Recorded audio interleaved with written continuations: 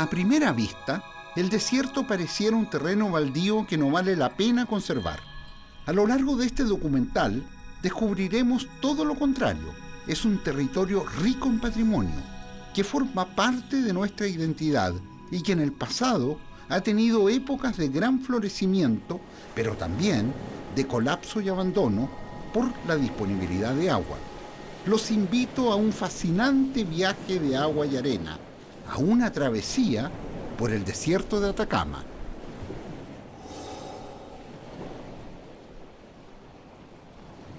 Soy Eric Goles, entre otras cosas, matemático, pero sobre todo hijo del desierto de Atacama, el más árido del mundo después de la Antártica. Quiero invitarlos a que recorramos juntos algunos milenios para ver cómo este desierto ha sido y es habitado, con una restricción muy particular: el uso del agua. ¿Qué ha ocurrido con el agua en todo este tiempo? ¿Qué podría ocurrir con el agua en el futuro? Justamente nos preocupa para que nuestro desierto, mi desierto, siga siendo habitado.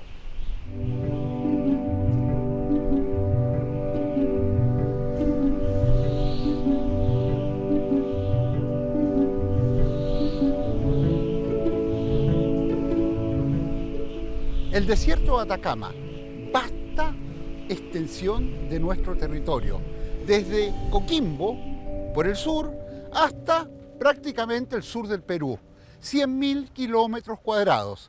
La pregunta es, ¿por qué es tan árido? La respuesta tiene que ver, por una parte, con nuestra cordillera de los Andes, un verdadero muro que impide que el aire húmedo llegue desde el otro lado del continente. Por otra parte, nuestro mar, nuestro querido mar Océano Pacífico, que tiene la corriente de Humboldt, que es fría, por lo tanto evapora menos agua, y al evaporar menos hay menos nubes que implican que llueve menos. Esa es la respuesta por qué nuestro desierto es tan árido.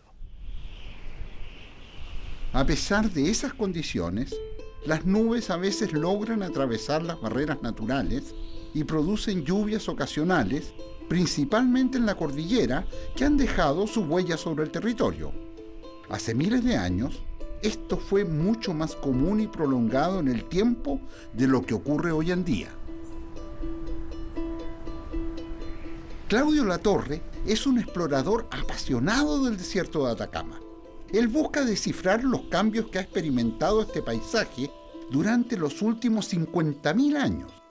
Claudio forma parte de un equipo interdisciplinario de científicos que investigan la presencia humana en los ecosistemas hiperáridos del norte de Chile.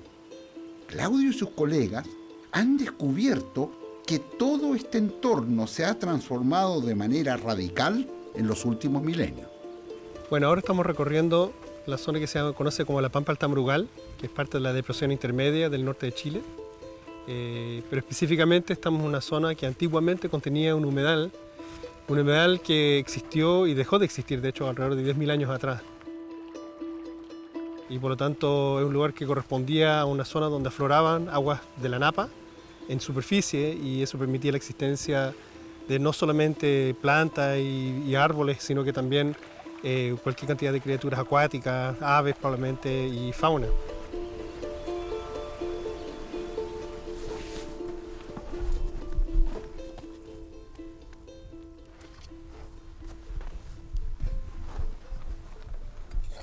El desierto para mí, ¿cierto?, es realmente es el lugar, es mi laboratorio, es decir, el lugar donde uno va a pensar y donde uno ve los procesos, ¿cierto?, y donde uno tiene huellas del pasado, es acá. Este es el lugar donde uno tiene que experimentar esa relación, ¿cierto?, con el ambiente, para tratar de entender cuáles son los procesos importantes que realmente influyen no solamente en nuestra vida, en nuestro antepasado, ¿cierto?, las primeras personas que ocuparon este paisaje, sino que también en el presente.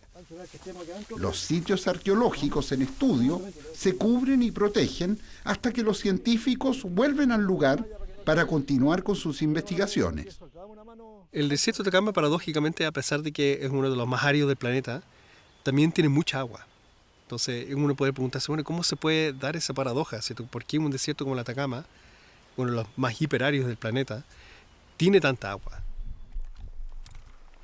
Que está lleno de restos oxidados esas coloraciones rojizas que tiene, de plantas, ¿cierto? Que están oxidando el sedimento, por eso son rojizas.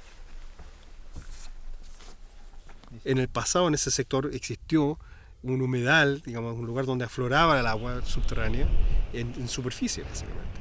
Y esa agua permitió la existencia de vida en un sector que hoy día ya no la hay. Y esa bonanza de agua viene precisamente porque las variaciones climáticas del pasado han generado ciertos extensos acuíferos en el desierto. Entonces, eso ha permitido que en algunas partes están relativamente cerca de la superficie. Entonces, eso permite, por ejemplo, que exista la pampa del Tamborugal, por ejemplo, donde estos árboles que pueden vivir en la ausencia de precipitaciones, porque tienen las patitas, las raíces metidas en la napa freática y pueden chupar agua de ahí. Y ahí de esa manera se mantienen vivos. Pero en muchos otros casos, ¿cierto? Tenemos quebradas, ¿cierto? Tenemos lugares, tenemos oasis donde afloran naturalmente las napas. Pero lo que sabemos es que esas napas, ¿cierto?, son producto de un cambio climático pasado y que para que vuelvan a recargarse tiene que volver el clima a ser como era hace 10.000 años atrás. Y eso posiblemente no ocurra ni yo, ni mis hijos, ni sus nietos, ni sus bisnietos van a lograr ver ese tipo de cambio climático, porque ocurre a otros rangos de tiempo, ¿cierto? Más allá de nuestras escalas humanas normales.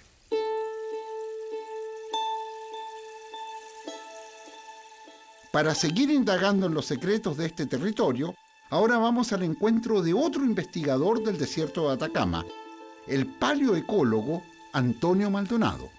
En este momento nos encontramos en la quebrada de Guatacondo, particularmente en la localidad de Tamentica, que es un oasis, un lugar donde aflora el agua, porque si uno va más abajo, va más arriba, no hay agua corriendo, y solo ya cerca del pueblo de Guatacondo recién encuentras el agua corriendo y de ahí hacia la cordillera. La importancia que haya agua en este lugar tiene que ver con que en el fondo donde hay agua puede desarrollarse la vida. Si no hay agua no hay posibilidades de eso y aquí puedes desarrollar agricultura, puedes tener vegetación natural que más abajo donde no está llegando el agua es imposible. Uno puede encontrar sobre todo especies arbóreas como algarrobos o pimientos y la fauna, bueno, va siguiendo a la vegetación, digamos.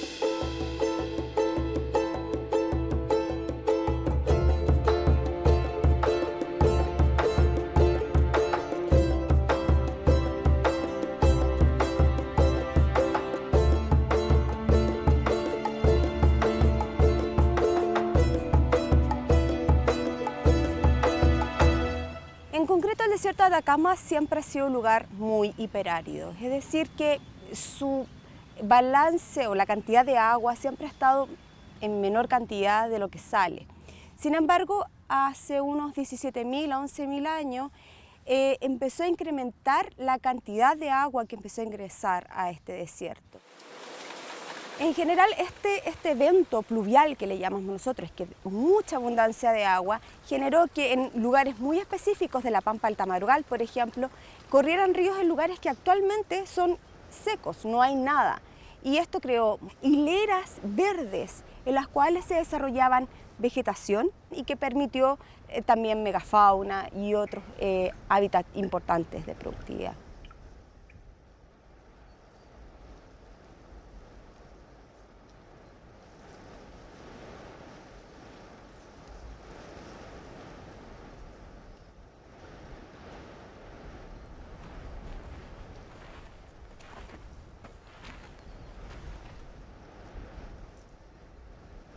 La mayoría de la gente piensa que el desierto es algo plano, no pasa prácticamente nada, es monótono. Sin embargo, hay mucha vida y la vida se abre paso.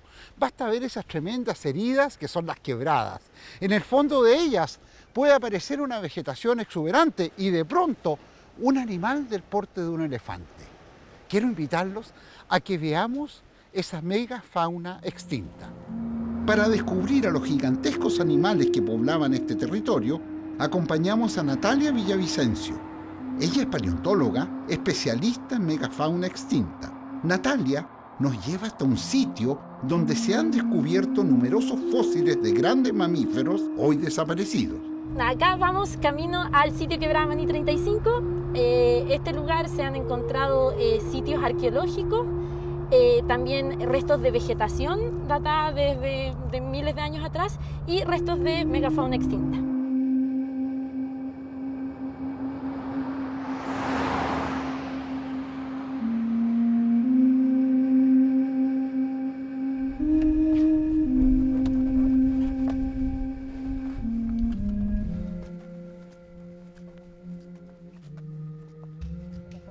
Ahí tienes razón.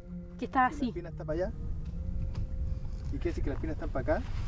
La apófisis va en dirección hacia allá, la espinosa. Este es un esqueleto casi completo de lo que creemos puede ser un megaterio y que fue encontrado aquí en este como contexto de paleohumedal, de lo que fue un humedal antiguamente.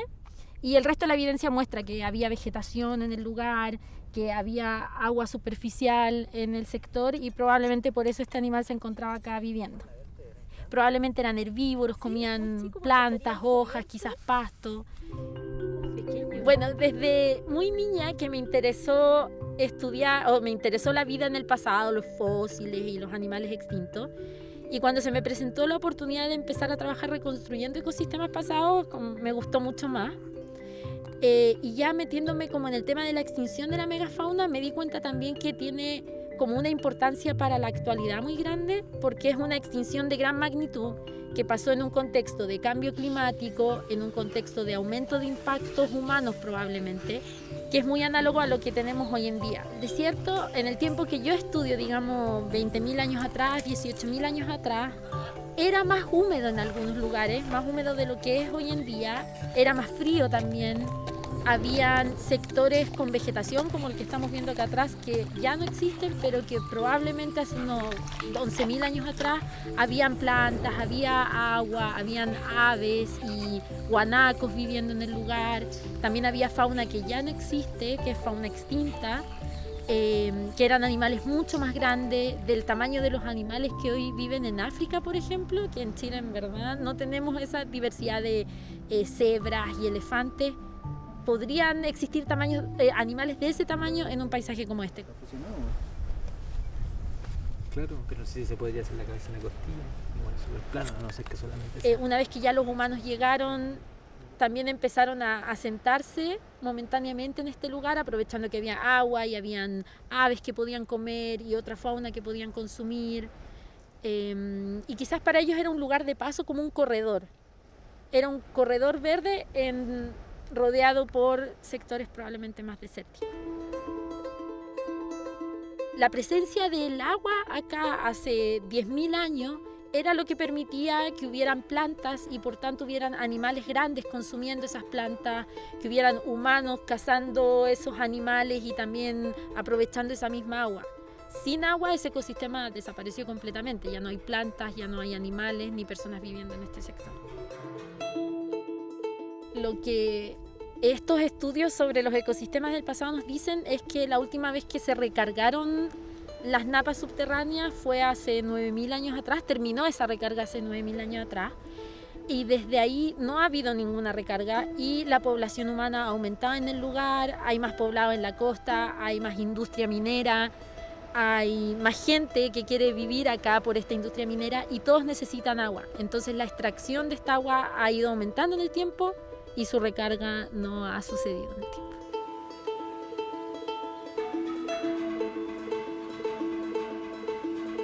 Desde la Pampa del Tamarugal viajamos hasta la Universidad de Tarapacá en Arica. Ahí, el investigador Calogero Santoro analiza junto a un estudiante de arqueología algunos de los hallazgos que se han realizado en la zona.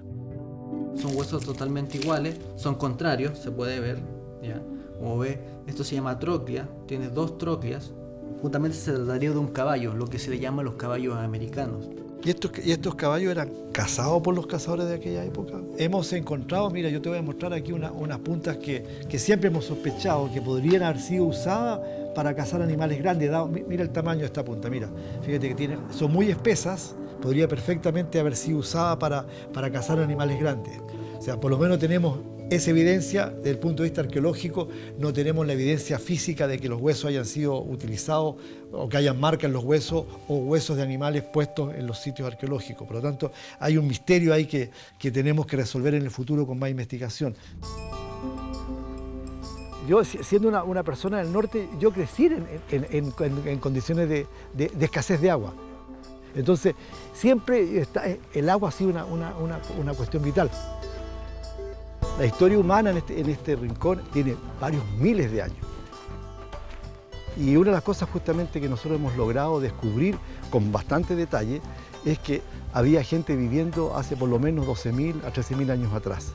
Y eso es lo que estamos tratando de entender, cómo fue que la gente se quedó acá, qué fue lo que hizo, cómo fue que transformó este paisaje y cómo fue que desarrolló una vida dentro de este desierto. Para seguir viajando por la historia del desierto de Atacama, ahora nos desplazamos hasta otro importante sitio arqueológico, también en la Pampa del Tamarugal. Yo creo que mi pasión en arqueología, más que un periodo concreto de tiempo o una materialidad como los arqueólogos estudiamos, son los seres humanos en general. Y siempre he sido muy orientada hacia la filosofía, entonces me gusta pensar por qué los seres humanos somos de cierta forma. Y yo creo que la arqueología me da una perspectiva súper amplia como para ver distintas formas de vida hacia el pasado. Ahora pusimos al descubierto uno de los perfiles de la excavación. Los perfiles son buenos para mirar lo que ha pasado a través del tiempo en un sitio. Entonces tú tienes lo más antiguo abajo y supuestamente y lo más moderno arriba. Y toda esta zona que estaba acá era un fogón en cubeta. Lo que más se nota son los carbones, y los fogones en cubeta son típicos de esta época temprana. La característica es que hacían un hoyo y generalmente acondicionaban el área para que fuera permanentemente un fogón. Entonces de repente les ponían piedras alrededor, por ejemplo. Y eso te estaba diciendo que esta era una zona de habitación un poco más permanente, a diferencia de cuando encuentras estos tipos de carbones y cenizas dispersos. Puede ser indicador de un sitio que era más transitorio. Lo que sabemos es que tenían un modo de vida cazador-recolector, o sea que ellos se estaban moviendo por este espacio continuamente, probablemente de acuerdo a las estaciones o a la disponibilidad de agua y de otros recursos. Sabemos que estaban ocupando este lugar en particular y que era tan atractivo para ellos porque allá abajo había un humedal, y probablemente era uno de los humedales más grandes que había en esta área. Y probablemente, además de plantas y agua, que son importantes, los animales estaban abrevando y ocupando ese humedal también. Entonces, probablemente este era un lugar donde estaban cazando animales, ocupando el humedal, y además probablemente aquí cocinando, porque tenemos este fogón que era bastante grande y que se nota que era permanente. Estamos allá. ¿Va a estar Willy? Sí. ¿O está el montón? Está el montón. Ya. Primer arnero, chicos. Vamos a ver cómo está la suerte.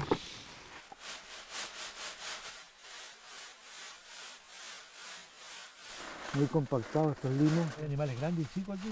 ¿No hay algún roedor aquí o no? No. Tenemos la propuesta, ¿no es cierto? La idea, la hipótesis de que después de los 10.000 años aquí hay un abandono de este espacio. Toda esta bonanza, todo este sistema ripariano, todos estos bosques, toda la vegetación que había y los animales que habían, de alguna manera colapsa. Hay un colapso medioambiental por un fenómeno drástico de sequía, y eso habría provocado un éxodo de la población.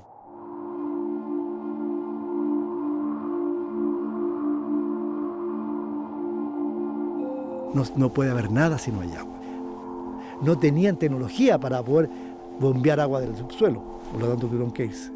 Después de una primera época de oro en el desierto, con disponibilidad de agua y recursos naturales suficientes para que cazadores, recolectores pudiesen subsistir, el colapso hídrico dio paso a un periodo de extrema aridez. Los humanos debieron abandonar la zona y migrar hacia otras zonas ecológicas como la costa o el altiplano. Cuando la gente regresa al desierto, estamos hablando hace unos 2.000 a 3.000 años atrás, desde la primera colonización a la segunda vuelta, cuando vuelven al desierto, ya transformados en agricultores, y tienen que transformar este paisaje.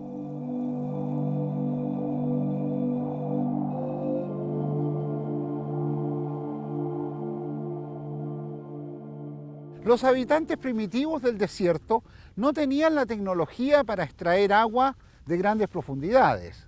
Y hace 10.000 años, Una enorme sequía los saca del territorio, tuvieron que emigrar. ¿Cuál fue la vida que llevaron? ¿Cómo se las arreglaron con el agua? ¿Cómo vivían nuestros antepasados?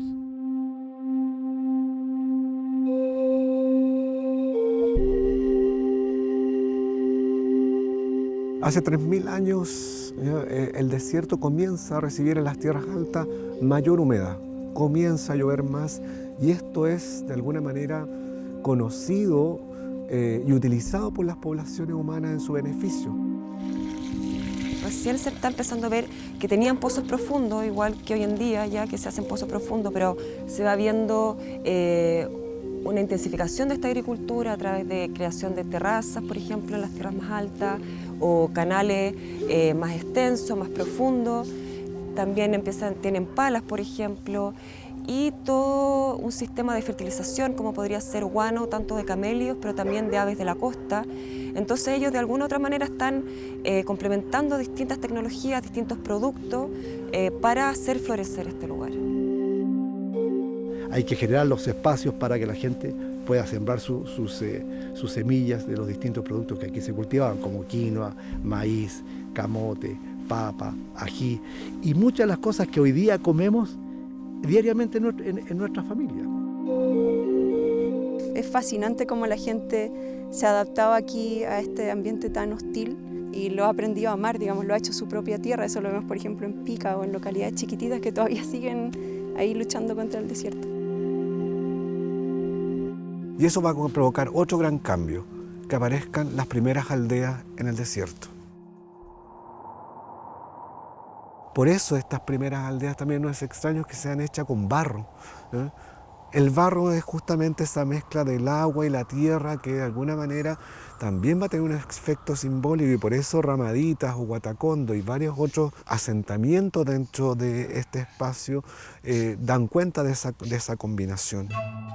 Para conocer esos poblados de barro, Antonio Maldonado nos acompaña hasta Ramaditas, una aldea donde se congregaban grupos humanos para desarrollar una vida centrada en el desierto. Aquí estamos en el sitio arqueológico Ramaditas del periodo formativo, que es más o menos entre 3000 a 1000 años antes del presente.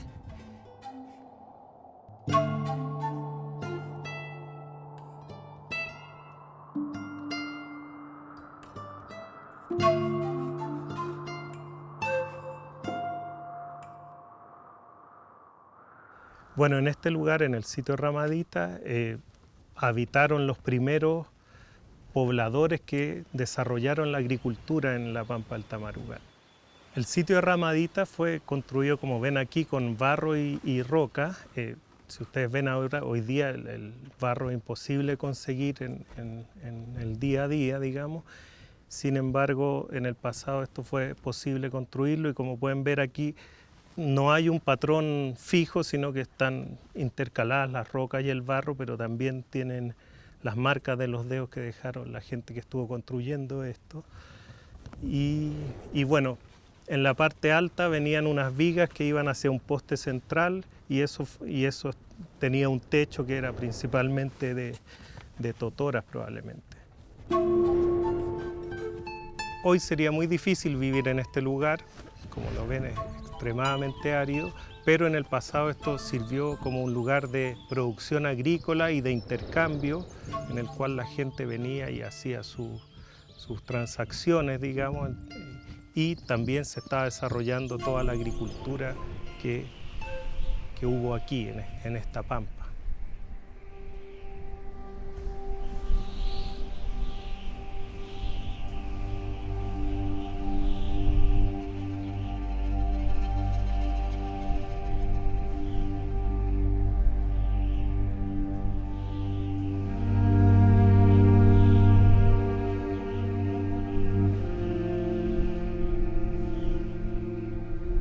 Han pasado ya algunos miles de años y el ser humano ya está instalado en el desierto de Atacama.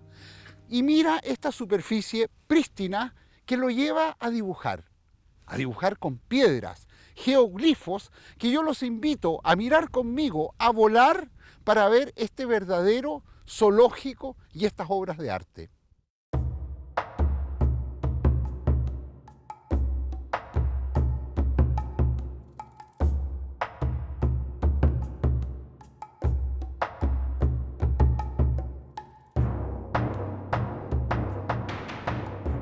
Los geoglifos son una manifestación que justamente es una expresión probablemente de la transformación que los seres humanos están haciendo de ese paisaje. Y por eso se ubica en la ladera de un cerro con esa monumentalidad de esa escala para dar cuenta de cómo los humanos están modificando ese ambiente para el beneficio de estas comunidades.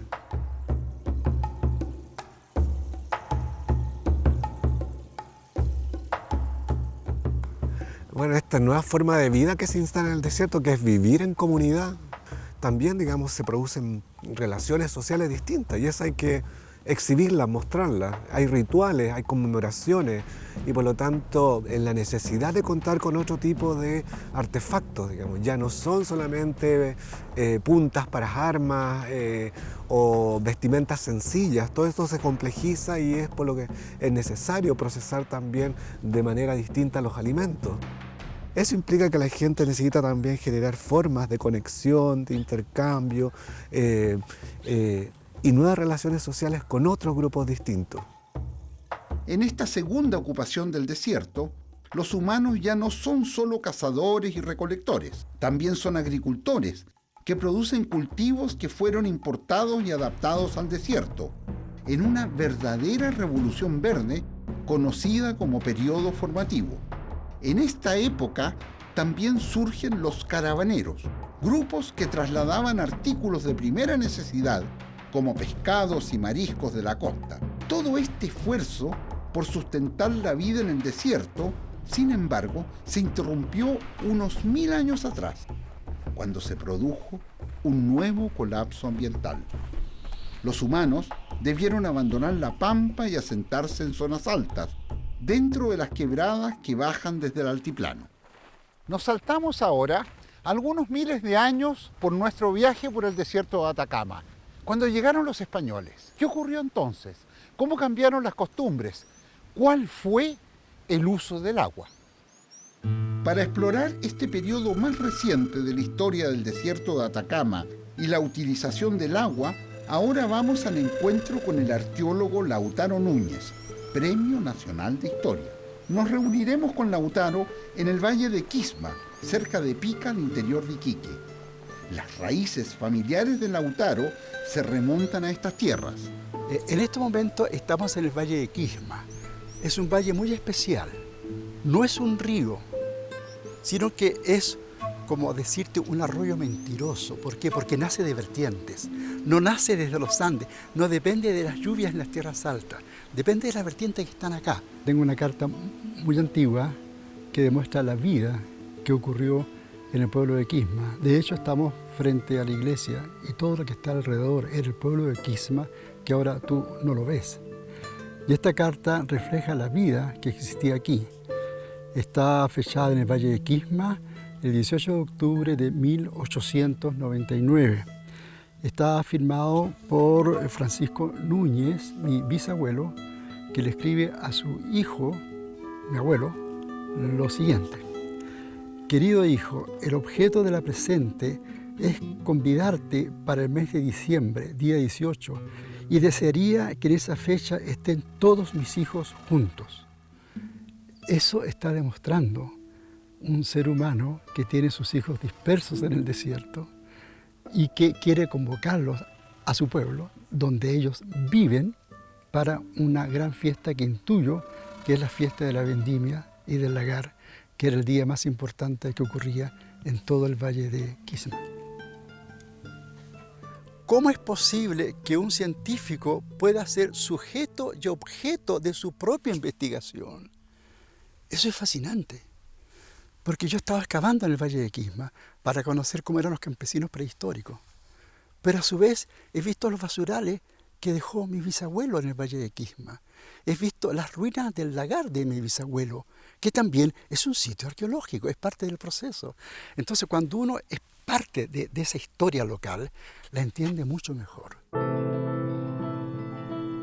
Hay algo que yo todavía no entiendo bien, el por qué amamos con tanta fuerza un paisaje que tú lo ves tan aparentemente desolado y vacío. El paisaje del desierto lo hace el paisaje junto con su humanidad, y uno ama este desierto. Los atardeceres que yo tengo en el desierto no los he encontrado en ninguna otra parte del mundo. Eso son flores para mí, son bosques para mí.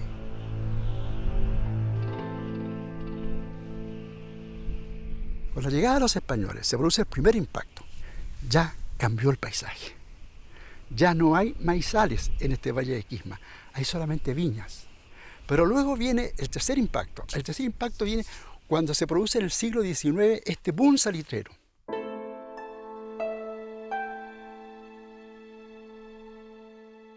Y en el medio de esta modernidad salitrera, cuando estos pueblos como Pique y como el Valle de Quisma están teniendo mucho éxito económicamente, llega la política de Estado de decir, a ver, ¿dónde sacamos el agua para Iquique? Y aquí meten la mano, y aquí hacen la expropiación, el año 1925. Pueblo sin agua, pueblo muerto. Esta es la prueba más fehaciente. El pueblo murió.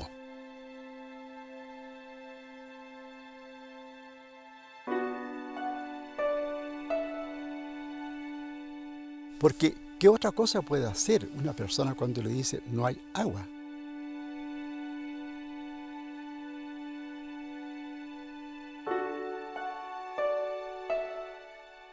Es más, los descendientes de esa generación que le quitaron su tierra y su agua y su historia y su amor por su tierra, hasta el día de hoy estamos esperando un funcionario del Estado que nos dé una explicación razonable. No es un asunto de dinero, no. Queremos que nos digan, el Estado se equivocó con ustedes. Hasta el día de hoy eso no ocurre.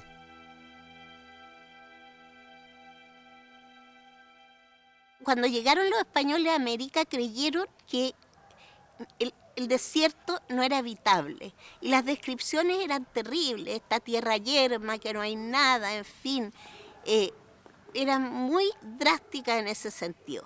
Y por otro lado, se veía que había gente que vivía en estos lugares y vivía bien. Yo he aprendido a lo largo de los años que llevo en los territorios altoandinos y quebradeños del desierto, que la gente en primer lugar ama lo que hace, ama donde vive, no puede vivirse en ese paisaje y lo cuida mucho.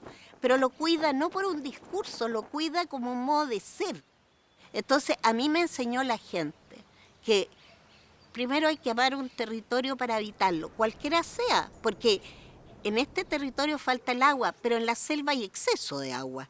Y sin embargo, ese exceso de agua es un exceso de agua que también podrías decir tú no me permite vivir. Sin embargo, la gente que vive en la selva está muy feliz con su entorno.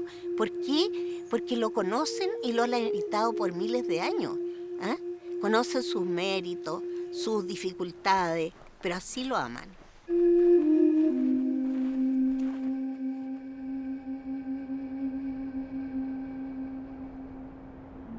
El drama del agua en el desierto es tan grande hoy día por la extracción indiscriminada de agua sobre todo para la empresa minera.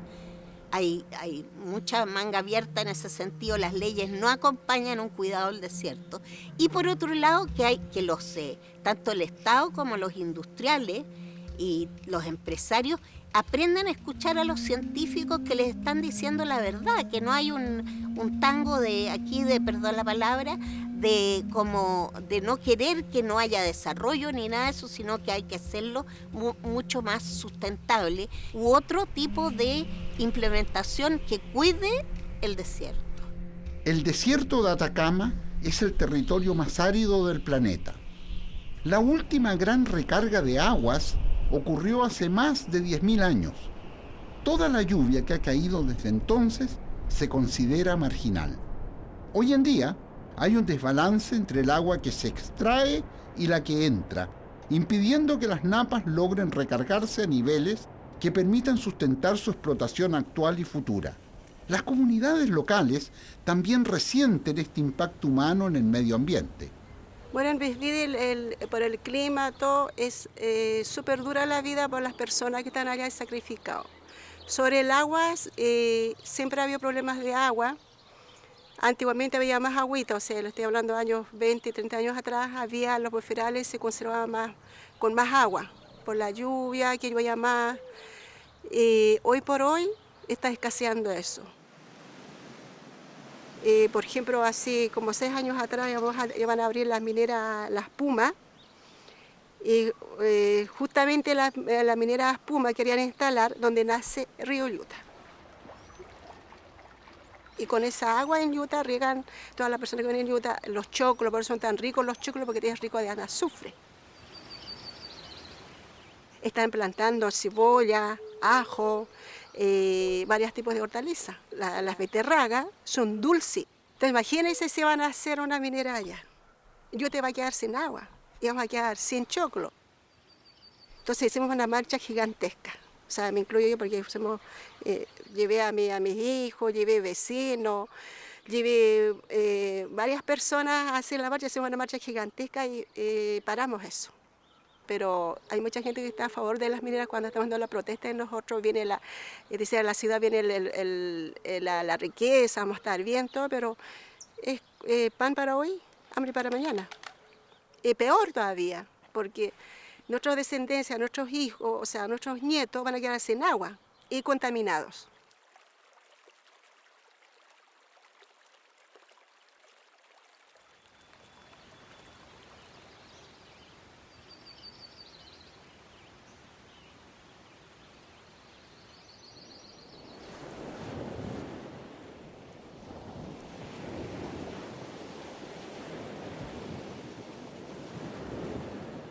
Tenemos que habitar el desierto, porque el desierto es vida, queremos que siga siendo vida. Sin embargo, contemplamos pueblos, ciudades abandonadas, esencialmente por el mal uso del agua.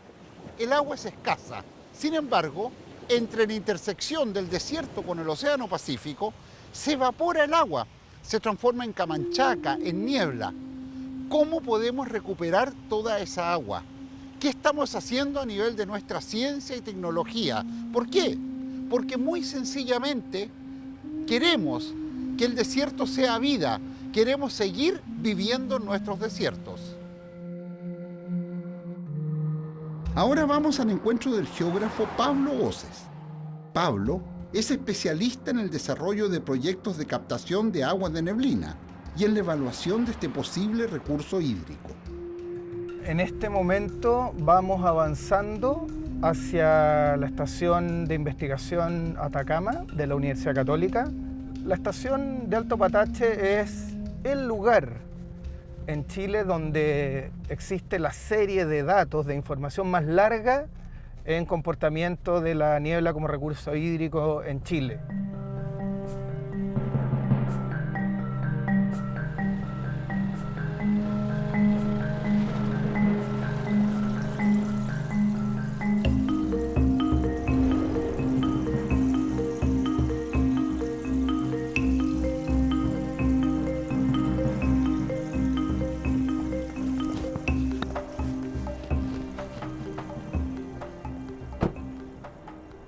En este instante estamos sobre uno de los cordones de cordillera o montañosos más altos que tenemos acá en Patache.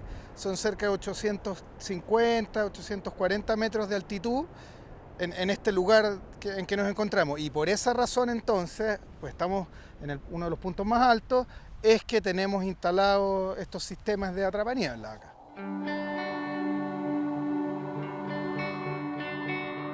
La neblina, como recurso hídrico, es una fuente permanente y constante de agua.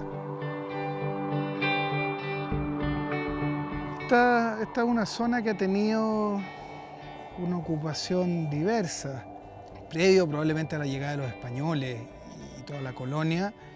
Aquí ya vivía gente, ya vivían los antiguos que se llaman, que eran pueblos pescadores por una parte, mariscadores en gran medida, que obtenían parte de su agua dulce en estos lugares, en estas piedras.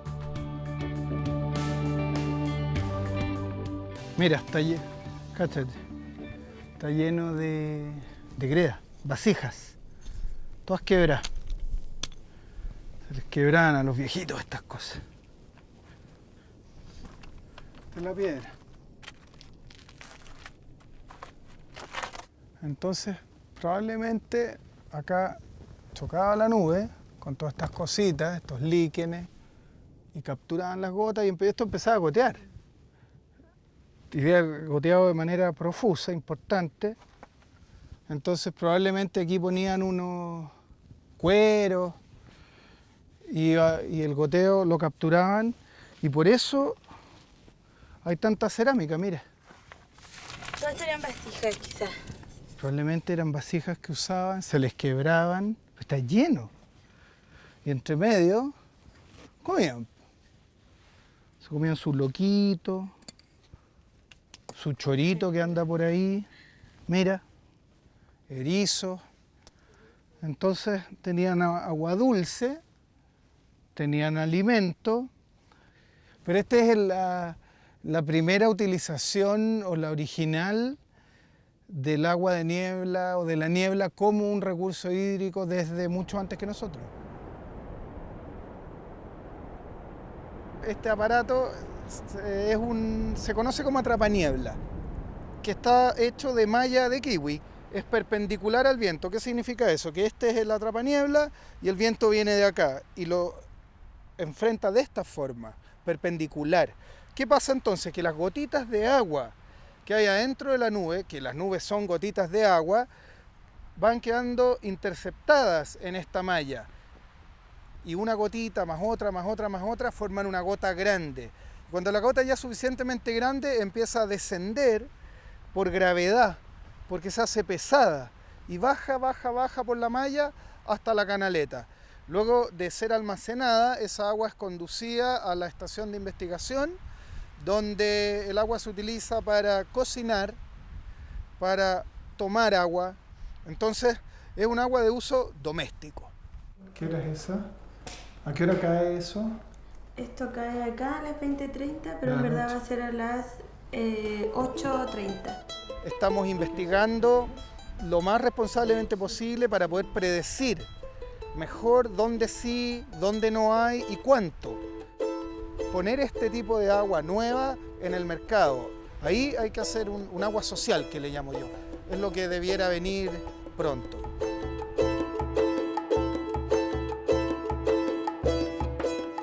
Para evitar un triste epílogo de la vida en el desierto de Atacama, necesitamos nuevas tecnologías de extracción de fuentes no tradicionales de agua, tal como están investigando aquí en la estación de Alto Patache. Pero no basta con eso.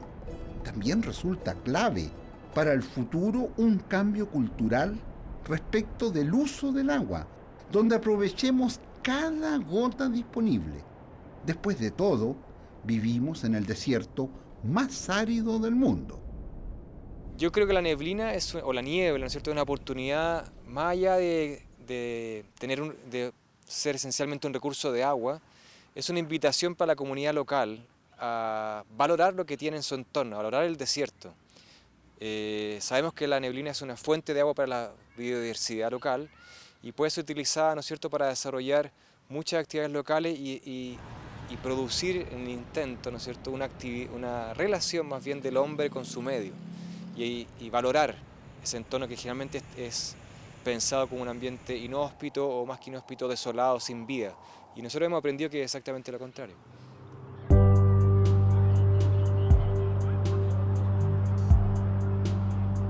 Tenemos posibilidades. Nunca perdemos la esperanza de que las cosas cambien. Y eso es lo que vamos a ver. Un modo, una enseñanza de cómo utilizar el agua, una nueva ética de futuro que estamos enseñando a nuestros jóvenes, a nuestras niñas, a nuestros niños en una escuela aquí en Arica.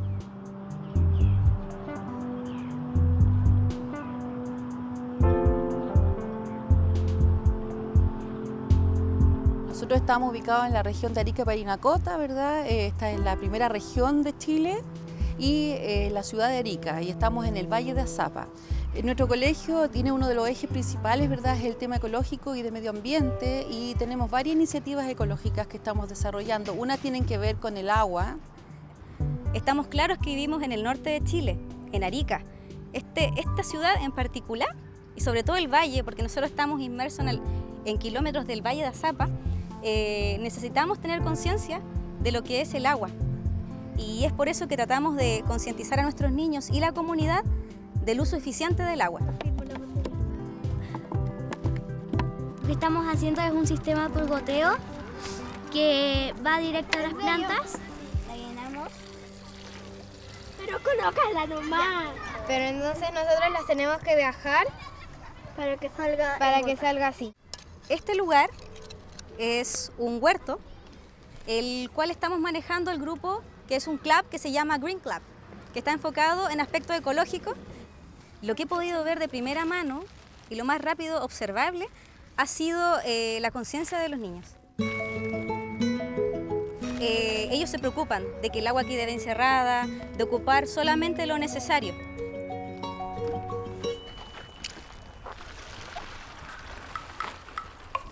Bueno, estos proyectos de estudiar el agua en nuestra región que hemos realizado en las diferentes clases nos ayudan a tener más conciencia sobre lo importante que es cuidar el agua, ya que es un medio escaso y sin agua no hay vida, por lo que es muy importante cuidarla y aprovecharla al máximo la poca cantidad que tenemos en Arica. Yo ya casi lo voy llenando. Estamos enterrando los ecoladrillos que en su interior tienen basura reciclada que hemos sacado de los basureros, o también hemos recolectado de allá de las canchas la basura que dejan los niños. Y en el triángulo que tenemos marcado, ahí tenemos que poner los ecoladrillos y al medio va a ir una planta, como esta.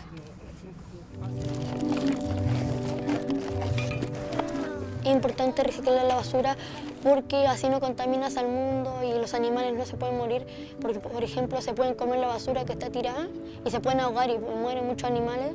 Me gustaría que el patio tenga más plantitas, que tenga más cosas ecológicas, que tenga más cosas que ayuden al medio ambiente para que ya no esté para que cada vez vayamos disminuyendo la basura en Arica.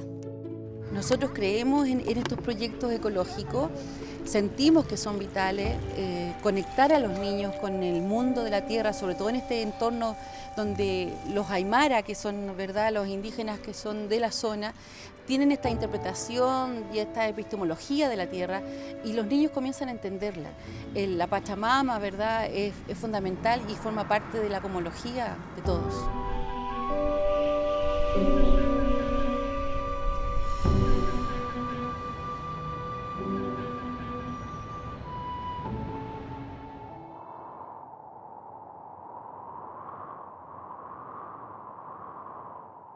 En realidad, si uno quisiera ser drástico, uno puede decir que el agua se está agotando.